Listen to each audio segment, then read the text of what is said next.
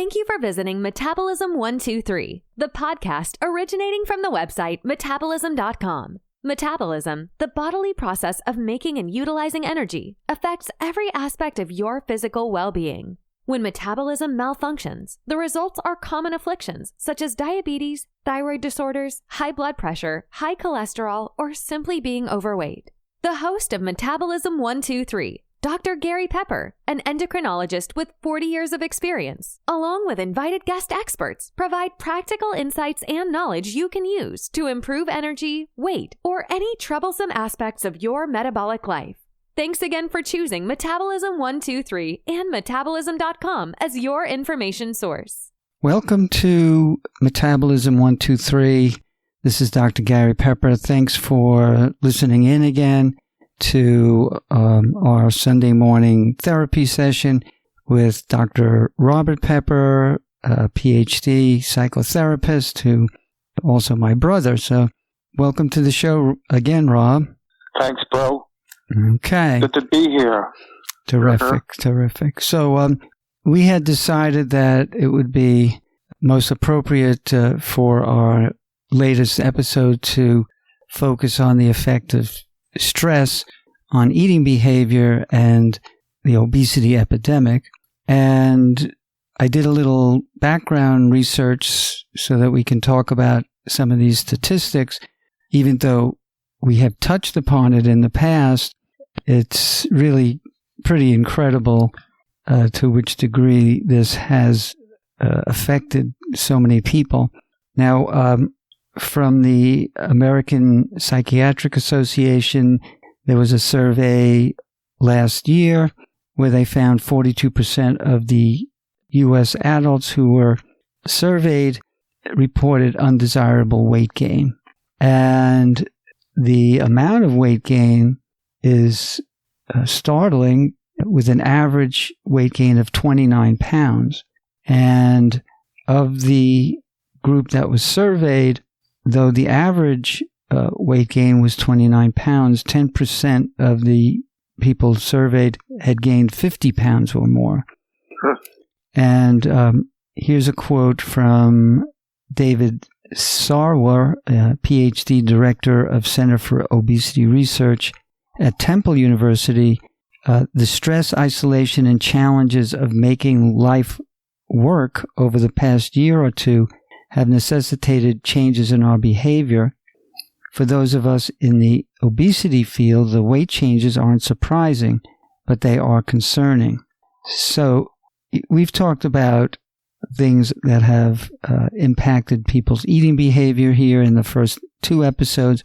So, what's your take on from your experience, how people are reacting to the stress of the pandemic in terms of their eating? My experience has been like my experience with other situations that involve change. The change is always stressful, even if it's for the better. In this case, obviously, the change was for the worse. So the stress that people experience is even more extreme or exacerbated by as your researcher has said, by the changes in everyone's life. So I'm noticing here a quote from Health and Place publication from 2010, way before the pandemic, that lack of access to healthy food was most challenging in people who are poorer because they don't have as many choices. And the lockdown has played a big role in the fact that those from less affluent areas are also experiencing this, but in a more pronounced way. And absolutely, right. And a lot of these people are essential workers, people who do the maintenance and who take care of the environment around us. Even the workers in the grocery stores, they're all having more problems than the more affluent people. But of all the individuals who are suffering is, I think, children who have the least control. As you've pointed out, children are totally vulnerable. And one of the focuses of this whole podcast program is the impact on younger people. So here's another piece of information from Children's Hospital in Philadelphia. They found that the prevalence of pediatric obesity increased from 13.7% before the pandemic to 15.4% a year into the pandemic. And again, it was more pronounced among Hispanic, Black, lower income, or publicly insured children. Prior to the pandemic, obesity rates were falling in children from more affluent households, but increasing in other groups. And because of the pandemic, this difference has gotten even broader. Actually speaking, I'm wondering about whether or not the advent of virtual learning has also contributed to weight gain among children. It's probably a necessary thing to do, given the fact that children couldn't be in school, to have virtual learning. Same time, there were downsides to it. So sitting in front of a screen for, 5 hours a day for a kid, it's got to be extremely stressful. And I would imagine it would affect their eating habits and just staying at home. And if there is, like you said, junk food in the house, just consuming whatever is there. So I wonder if there's any data on that. Well, it's funny that you bring that up, because one of the research papers that we've looked at here, one from the University of Texas, says that the biggest factor in the obesity epidemic for children, and I'm quoting them, the biggest factor has been the impact of virtual schooling. And they went on to say, working with children at risk of overweight and obesity, we recommend 2 hours or less of screen time per day. And it's hard to deal with that number when they're on a screen doing their virtual schoolwork. 2 hours or less a day? That's correct. Of that recreational screen time. Because they're on the screen for 7 to 8 hours doing virtual schoolwork. Then they have to limit their, let's call it playtime on the internet to less than 2 hours per day. That's really startling. In fact, that would mean they're on screen time for 8 or 9 hours a day and not getting any physical exercise, eating whatever is there. It's really alarming. Yeah. In my medical practice, where I see only adults, I can tell you that the adults, the parents, are in a panic about their own weight gain. Yeah. I wonder, how much focus is on the kids. I'm not hearing that. And, I suppose what would be really very helpful to our investigation will be if I can get a pediatrician to give me their viewpoint. So I'm going to put that on my to-do list of Good things. idea. Yeah. I want to get a pediatric viewpoint from what, we've just been covering here. I can't imagine it's not anything to a small degree. I imagine it's pretty much a disaster going on. That was my thinking exactly. It sounds like an absolute disaster, which is so disheartening. Yeah. Parents are having enough stress managing their own work. If they can work from home, they have to monitor their own work. They have to monitor the children sitting in front of the screen and not getting any exercise. I mean, it just seems overwhelming. Yeah. And then there's that whole issue about bullying and weight stigma.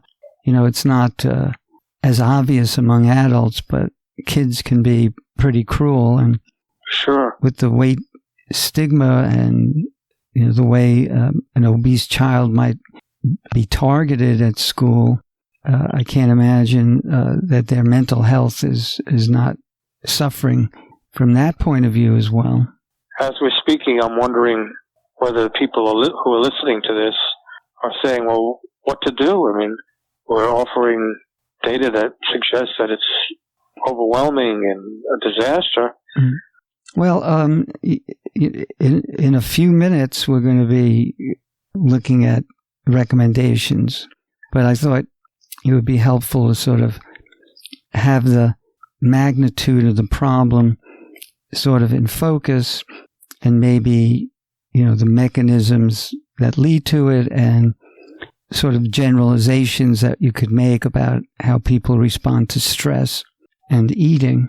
In the prior podcast, you've talked about how different foods or different ways of eating and preferences for eating are individualized, and some people prefer, for example, you said crunchy food because that seems to give them more of a satisfaction, crunching down on things.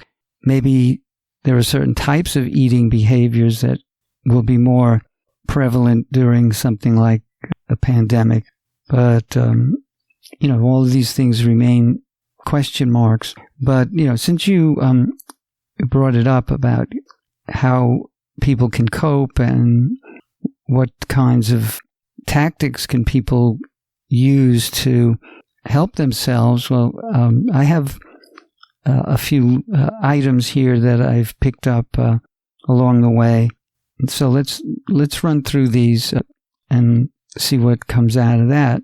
Number one, from an expert on weight gain and obesity, states it's important to start with sustainable and realistic targets for change. If you have a habit of eating ice cream 3 nights a week, you can reduce that to once a week. Can you reduce cream and sugar from your daily coffee? So that when people make small changes, they're more likely to succeed. I agree with that, but I wonder about motivation. That seems to be a very important part of the equation. It's easy to say, and I think it's accurate to say, that changes have to be made at a small level. At the same time, if people are feeling deprived, stressed out, anxious, all of the above, it's very difficult to make any change. So, as a psychotherapist, what you see would be, well, I could give you 10 common sense approaches to what you can do to reduce weight gain or lose weight during the pandemic. But what you're saying is it's easier to be said than done. I think that's always been the case, right? Motivation, to me, is so significant. What determines motivation? How important are these changes to the person's mental health is determined partly by what the person is feeling. I mean, we can't control what we feel. We can control what we do, we control what we say, but we can't control how we feel. The feelings are just that. And if people are feeling extremely stressed out and they go to their relief item of choice, it's discouraging. And it's not just food. I mean, we're focusing on food, but I have heard that on the radio and TV that the sale of alcohol has increased over the pandemic. I would imagine that a lot of people are soothing themselves with alcohol, cigarettes, pot, other things that people use to try to control their anxiety, but to no avail. Well, yeah, I mean, what you're saying makes a lot of sense, and I agree. In my medical practice, I think alcohol has really become a much greater factor, and people don't always tell me about how much they're drinking, but I can see it in other ways. For example, their use of medication for, in the case of, let's say, diabetes, that they're becoming much less compliant with the medications they should be using, and you can see that their blood sugar control is getting a lot worse. I take a history. Are you missing medication? Are you running out of medication? Yes, that's happening more frequently. So depending on, I guess, what your role is in a medical provider, you may see it in different ways. I mean, in psychotherapy, I imagine you're more blunt about people using alcohol, or do they report it in ways that are more circumstantial? What do you mean by blunt? How much you're drinking. Oh, well, sure. Of course, I ask how much they're drinking and what are they drinking and when do they drink and whether they drink alone or, all those things. And obviously, I don't have to tell you, but the calories in alcohol put on weight. Right? You can only lose weight, correct me if I'm wrong, when you burn more calories than you take in, right? Absolutely. So... yeah, I find that people don't count their alcohol calories, just like they don't want to know how much they're drinking. When they think about their own weight gain, they are much less likely to factor in how much they're drinking. I think people are scared, and they turn to whatever they turned to in the past as a way of allaying their anxiety, and often it has a reverse effect. It just increases anxiety, and certainly alcohol is a depressant. When people drink, they may experience a temporary uplift of feelings, but in the long run, it's a depressant. So it sounds very alarming and disheartening. What can we do when people are in a time of great stress? They may know what to do. They can know exactly what kind of foods are good for them and not. And there's kind of I'll deal with it. I'll deal with it tomorrow. Right now. So let me ask you this, because just so happens, I'm fortunate enough to have a psychotherapist talking to me at this very moment. I would say, well, let's ask a psychotherapist. Well, how does a person, or how does people in general, what would be the first step, you might say, or the first few steps that people could take if they feel that it's beyond their control, that the emotions and anxiety have affected them to the point where they can't really do it on their own? I know you're going to tell me, well, they need to get into therapy, but is there any other kinds of advice that you could tell a person, where to start? Well, I'm not so sure. Get into therapy. We'd like to think that therapy is a cure, but it's not. And, people, there are all kinds of therapies out there. And my thinking really is that there has to be, I've said it before, I'll say it again, motivation. And part of the motivation has to be strong enough to get people to change. It may sound cynical, but I believe that people only change when they feel they absolutely have to. If it were easy to change, everybody would do it. So let me ask you, can I interrupt? I'm sorry. No, go ahead. What can a person do other than let themselves go down the funnel? Okay, well, I have to get to a point where I need to change. How do I get there without destroying people, my family, my job? How do I get there as soon as, I can? Well, I saw a sign on a bus the other day. It was in Spanish. And the sign basically said that connections are stronger than addictions. So there has to be some type of connection that people can make with other people, whether it's in the form of therapy or AA and self-help groups. And there has to be a minimum of awareness that they can't do it on their own. I don't think people can really do it in general on their own. We all need support. Human beings are dependent by nature. We're all dependent creatures. We're all attached to various kinds of substances. But first is the awareness that they need help, that they can't do it on their own. And I believe that starting small, as that other researcher has said, is critical. Because if you think of trying to change it all at once, it'll never happen. So people, they have to be motivated. And often, quite frankly, fear is a motivation. If I don't stop doing this, then who knows what's going to happen? And people have to feel alarmed enough that they have to take steps to change things if they are to feel better in one way or the other. Okay, so then, well, where do you begin? You know that you're gaining weight, or you know you're drinking too much. The beginning has to be that the person really believes that they want to be healthy and that they want to live and they want to do what's really in their best interest. That has to be there. How does a person begin getting motivation? Yes, fear. I mean, do you have to get to a place where, something terrible is about to happen? I mean, can you... By that time, it's too late. Can you cut it off somewhere earlier? Well, we've talked about the serenity prayer in AA, and about the realization that there are things that you can control, things that you can't, and you have to know the difference. So you can't control your feelings, but you can control what you put in your mouth. You can't control your behavior. Is the motivation there to change? Even with the motivation, Am I sounding too cynical? No, I'm just thinking, for our listeners, and also, I'd love to use these kinds of interventions in my patients. I'm trying to convert what you're saying as a psychologist into something, a person can wrap their head around.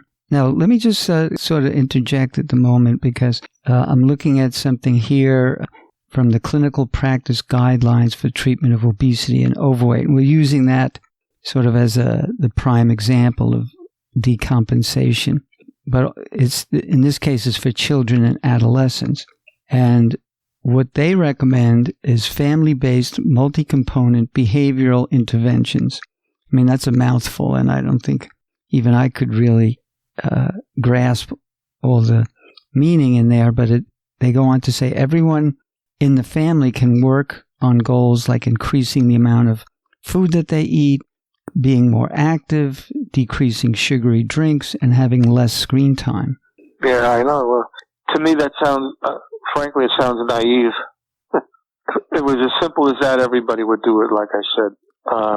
Well, I mean, not everybody's going to do it, but I mean, a certain percentage of people could do it. Hopefully. Look, I think that in a way you're in a tougher spot than I am, because as far as I can see, and the way I conduct my work is I try to understand what the emotions are behind people's decisions, including losing weight or eating right. I can't tell you the number of people who I see who know what to do. They've been to nutritionists, and I'm sure you've seen this too, and they'll tell me what they should be doing, and they're not doing it. And my role with them is to try to understand, well, you know what to do, but you're not doing it. So can we look at what are the factors that lead you not to do what you know you should be doing? In your case, I think part of it is that there's a sense that you want them to change, and I understand that. But people have a way of living that you can't control beyond what you tell them. What you know is to be right. Once they go home, they're on their own, and they'll do what they're going to do. Right. Well, I would say because I have a different practice method. As a endocrinologist treating somebody with diabetes, expectations on me about what the patient is there for, the amount of time that I can spend, the modalities I could use. So I'm just going to give you, for example, the one thing that I think could be a start for a lot of people, maybe not for everyone, certainly, but the one thing that I will usually focus on in terms of getting somebody started is exercise.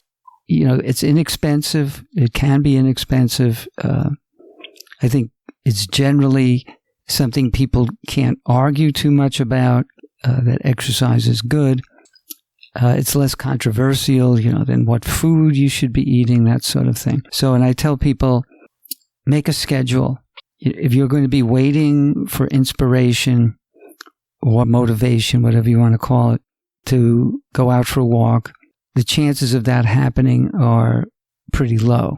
But if ahead of time you said, well, I have 15, 20 minutes Monday, Wednesday, and Friday, and I'm going to go for a walk on those times.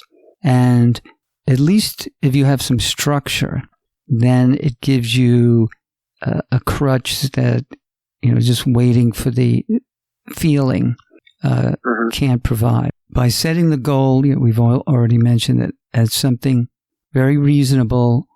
I tell people you don't have to sweat for an hour at the gym. You don't have to spend any money. All you have to do is open the door, walk in one direction for 10 minutes and the other direction in 10 minutes, providing they don't have other medical problems like they fall down or they're dizzy or they have heart disease, all those things. If you rule those out and they're basically able to do something like that. And also, maybe I'm a little bit too optimistic about the value of something like that, but when people are walking, it seems to provide some sort of relaxation and distraction, gives them a format to think constructively, either to relax or to focus on what to do, or it's a way of meditating, I suppose. I completely agree. At the same time, my experience is somewhat different. I have a patient getting up there in age, not old, not really old, but old enough. I mean, as old as us. I mean, that kind of thing. That kind of thing. A woman had gone to her GP for a physical, and she had said to her, you're basically okay and you're basically healthy, but you have no muscle tone. He told her, you need to exercise. She said to him, nobody my age exercises. End of discussion. I mean, it's completely irrational. You're not going to be able to save everyone. No. I mean, in psychotherapy, one of the major theories has to do with defenses. We all have defenses against experiencing emotional pain. Freud called them, he called it the pleasure principle, but it's really not pleasure. It's defenses against unwanted feelings. And one of them is denial. We're all, to some extent, in denial about certain things. And I've often thought that people who drink, people who smoke to excess, have to think it's not going to happen to me. And I think we all, to some extent, pretend it's not going to happen to me. Just like this woman says, nobody my age exercises. What do you do with that? It's not going to happen to me. And of course it happens. I guess, as a practitioner, I think you unfortunately, and that's your field, you have harder cases than I would. Here are people who, for whatever reason, are in with a psychotherapist because they've reached that stage of needing that much help. So I guess I would have to say, your expectations of what can be accomplished has to be something that you develop over the course of your career. You right away, well, with a person like this, I'm not going to be able to prevent them from going on to be a diabetic or develop arthritis or whatever it is that, the deterioration in their bodies that is going to happen. By the way, this woman was an intelligent woman. We're not talking about someone who is completely unaware of what reality is. Right. But intelligence doesn't necessarily save you. I mean, exactly. You're saying right. this is an emotional issue. Exactly. That's right. An emotional issue. So you have to address the emotions, whereas I take those into account, I'm much more responsible for their physical. So clearly this is a big problem, and the stress in our environment has made it a lot worse. So that about wraps it up for today, Rob. And to summarize then, during the last 2 years of the pandemic, stress eating accounted for weight gain in over 60% of the general population. This was particularly evident in more vulnerable populations, including children. That coping mechanisms include exercise and various types of therapy, such as talk therapy, with someone who is trusted and neutral, but that motivation plays a key element in the success of any attempt at weight management. And while fear is a good motivator, it should be viewed as a last resort. So for those who feel trapped in the vicious cycle of stress eating, a good place to start would be to ask yourself what it is that pushes your stress buttons and results in the undesirable eating patterns that have developed over the course of the pandemic, and just how willing are you to make the changes that are required. I'd like to thank the listeners for tuning in again today, and I invite you to tune back into Metabolism 123 for further discussions of our metabolic health.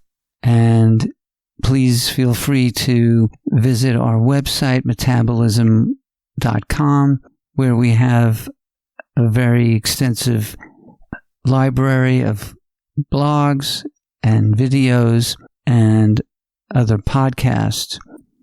And if you enjoyed today's podcast, please put a like on it. This will help us get our word out to others. So thanks again, and have a rewarding day. Thanks again for listening to our podcast, Metabolism 123. We hope you found the information provided useful. Remember to visit our website, metabolism.com, for downloads of this show, to leave feedback, and to browse other valuable information about metabolic health.